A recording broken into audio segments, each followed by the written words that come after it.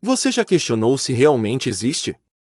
Parece loucura, mas e se eu te dissesse que a identidade que você acredita ter pode ser apenas uma ilusão? Hoje, vamos mergulhar em uma perspectiva que pode mudar completamente a forma como você vê a si mesmo e a realidade. Se esse tipo de conteúdo ressoa com você, já deixa o seu like e se inscreve no canal para não perder nenhum vídeo. E se sentir que essa mensagem pode ajudar alguém, compartilhe para que mais pessoas despertem para essa verdade. Ah, e tem um presente especial para você na descrição. Dá uma olhada lá embaixo e aproveite. Agora, vamos para o vídeo. Em algum momento da sua vida, você se convenceu de que existia um eu, um ser sólido e inquestionável movendo-se pelo tempo, tomando decisões e experimentando a realidade a partir de um ponto fixo. Mas, se você parar e realmente examinar isso, encontrará algo estranho. O eu que você pensa ser, onde ele está? Por séculos, pensadores, místicos e cientistas buscaram essa resposta. Os antigos mestres do Zen perguntavam a seus alunos: mostre-me o eu. Onde ele começa? Onde termina? Os alunos lutavam para encontrar uma resposta, sem conseguir localizá-lo na mente, no corpo ou em qualquer outro lugar. E, ainda assim, algo permanecia consciente, observando, ouvindo, experimentando. Avancemos para os dias de hoje, neurocientistas estão se deparando com o mesmo problema. Eles escaneiam o cérebro esperando encontrar um centro de comando, um CEO da consciência, um único eu puxando as cordas. Mas não encontram nada. Apenas bilhões de neuroníons disparando impulsos elétricos em um fluxo constante. Pensamentos surgindo, memórias piscando, emoções subindo e descendo como ondas. Ninguém no controle. E, ainda assim, persiste a sensação de ser alguém, uma narrativa contínua que insiste: este sou eu. Mas e se isso for apenas mais um pensamento? Observe atentamente e perceberá que o eu não é uma coisa, mas uma atividade, um processo que se reconstrói a cada momento. Uma história tão bem contada que você nunca pensou em questioná-la. O filósofo David Hume percebeu isso há séculos. Ao procurar um eu fixo, tudo o que encontrou foi um conjunto de pensamentos, percepções e sensações sempre em mudança, nunca estáticos.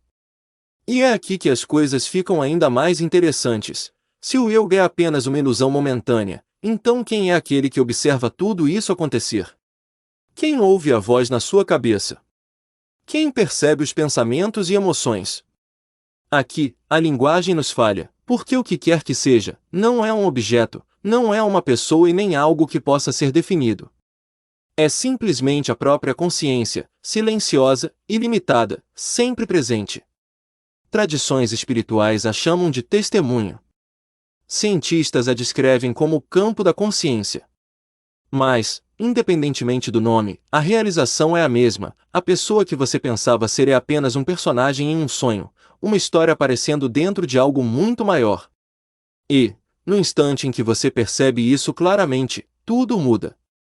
As preocupações, os medos, as inseguranças, a necessidade de provar algo, tudo perde a força. Porque aquele que estava se agarrando a tudo isso nunca foi real para começar. Isso não significa que a vida para de acontecer. O corpo ainda se move, os pensamentos ainda surgem, as emoções ainda vão e vêm. Mas agora existe um espaço entre você e a experiência. Uma distância. Uma liberdade.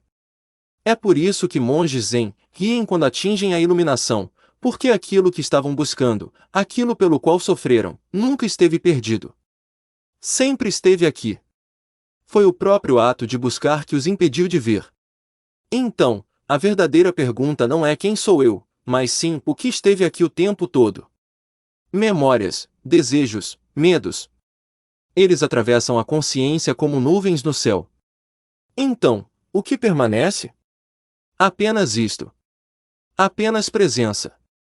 Apenas o ser puro e sem filtros, sem a necessidade de um eu, separado para reivindicar posse sobre isso. É isso que místicos e sábios apontaram por séculos, a realização de que você não está na realidade e você é a realidade. O universo inteiro observando através desses olhos, experienciando-se em uma forma humana temporária. E quando isso é visto, a vida muda. A luta para se definir, para se agarrar a uma identidade, para proteger uma frágil noção de eu, começa a desaparecer. Não há mais necessidade de lutar contra a vida, pois aquele que lutava nunca realmente existiu da maneira que você pensava. Você não é o personagem da história, você é a tela onde a história é projetada. E quando isso se torna claro, mesmo que por um instante, algo profundo dentro de você relaxa. O peso de carregar uma identidade falsa, de tentar controlar o que nunca foi seu para controlar, simplesmente desaparece. O que resta é apenas isto, vivo, presente, livre. O testemunho silencioso. Algo tem estado observando todo esse tempo. Não como uma pessoa, não como um pensamento, não como uma emoção. Apenas observando. Essa presença esteve lá antes mesmo de você poder nomeá-la, antes de aprender palavras, antes de ser ensinado sobre quem você é. Ela estava lá quando você era criança, observando o mundo com olhos puros e sem filtros.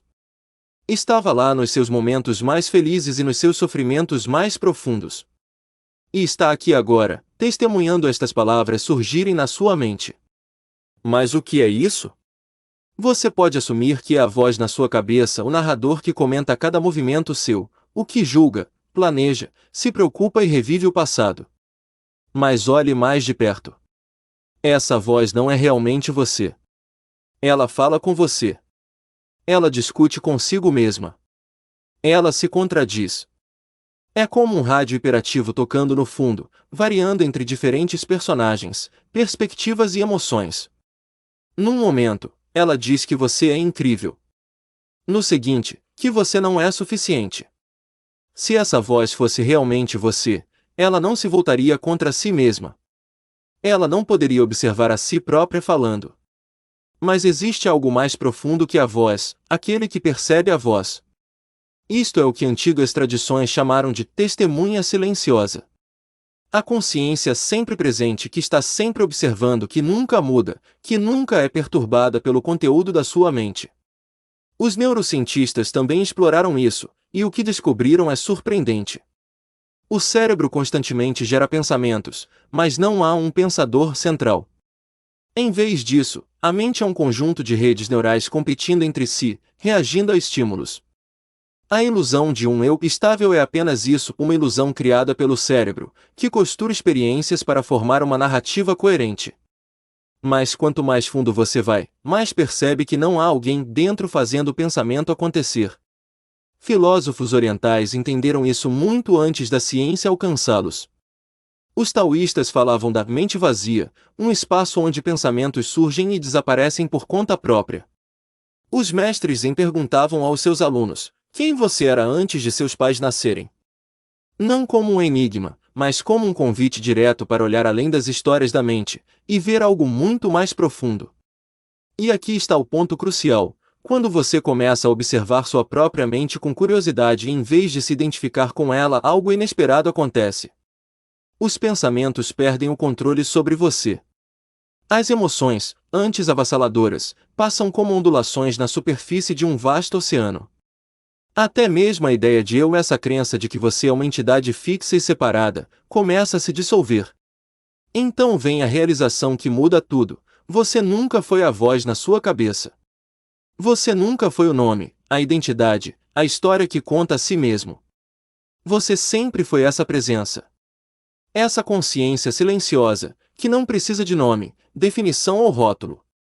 E no momento em que você para de perseguir uma identidade, quando solta a necessidade de se definir, você se torna algo muito maior que uma pessoa com um passado.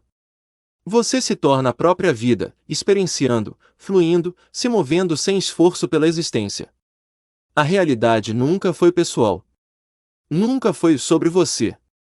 E, ainda assim, aqui está você, acordado, consciente e livre.